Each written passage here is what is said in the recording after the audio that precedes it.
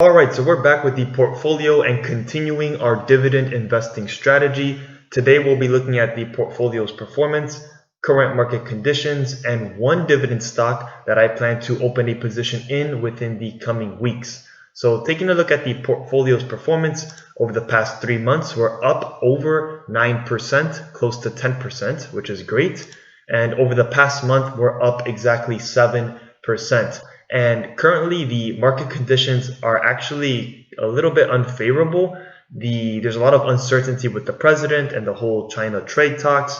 And speaking of China, the trade talks are set to resume on October 10th. So that could potentially be a big day for the markets if the US and China can come to some sort of agreement or show some progress towards the trade war. But anyways, with all that going on, there could be some pullbacks coming into October. So hopefully if that does happen, we do get some good buying opportunities. And speaking of buying opportunities, the company that I'm looking to purchase within the coming weeks is Hershey's brand. And today we're going to go ahead and do a bit of an overview on this company and why exactly do I want to add a position to Hershey's. So taking a look at the business model for Hershey's, in case you didn't know, Hershey's is a huge company in the industry of producing chocolates, candy bars, and snacks. And they own some of the biggest brands like Hershey's, Reese's, and Kisses. And I always like to see good brands in companies that I plan to hold for the long term, because good brands help a company be consistent and can help a company fight through some economic downturns. So that to me is phenomenal. And as well as their management team. In 2015 through 2017, the company has been seeing some flatline in their revenues. And in 2017, they named Michelle Buck as the new CEO, and she's done just a phenomenal job through business acquisitions and increasing the portfolio of Hershey's.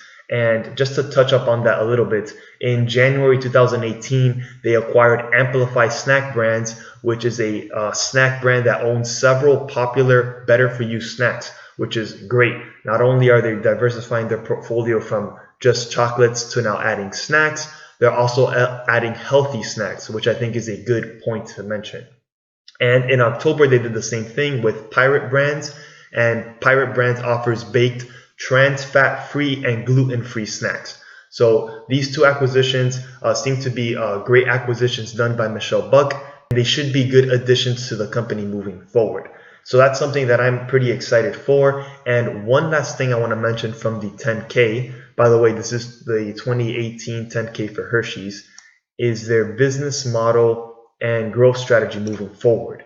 Now there's a point here that I want to bring up, and it reads, "We aim to ensure our investments in these international markets are appropriate relative to the size of the opportunity." So basically, Hershey's is going to be expanding to international markets, but they're only going to be expanding into the markets that they feel appropriate relative to the size of the opportunity and the investment that they'll be making in that international market, which is phenomenal. And I think Michelle Buck, with her track record thus far, she could do a phenomenal job at bringing Hershey's international. Right now, most of their revenue is from the United States, I think over 80%. So they definitely have room to grow in international markets. So now let's take a look at some of the fundamentals. And I have the financial statements for Hershey's here on this Excel sheet. And as we can see, the revenues have been kind of flatlining from 2015 to 17. And then you see this big jump in 2018, which is mostly due to the business acquisitions. So it's going to be interesting to see the 2019 numbers, to see how they match up with the 2018 numbers now that the acquisition numbers have already been baked in. But nevertheless, if we're looking at operating margins, we're showing a 23% operating margin from operating income and a 15% profit margin. So their payout ratios are also on par. They're currently right now at a 2 times cash flow from operations compared to the dividend. So they receive twice as much cash from operations than they pay out in dividends, and as well from free cash flow. So that's always something I like to see in a company. And those are 2 great numbers in regards to their safety of their dividend. And then if we take a look at the balance sheet, their debt to equity is phenomenal, under 0.5 for the last 4 years. Keep in mind I am adding back treasury stock to this number. and as well as their debt from operating income has been under 2 for the past 4 years, which has also been phenomenal. And lastly, the return on investment capital has been solid. It hasn't been great, but it has been good. And now with the future looking better through these brand acquisitions, I think the return on investment capital could start to see a nice jump as it did in 2018. Now let's move on to the dividends of the company. And the dividends of the company currently right now at the 153 price point is about a 2% yield. They're paying around $3.09 a year out in dividends, and they've maintained a dividend growth for 10 years, which is phenomenal. And if we look at the dividend growth rate, we can see that they've been just growing their dividend at a phenomenal rate between 8 and 9% over the past 5 years.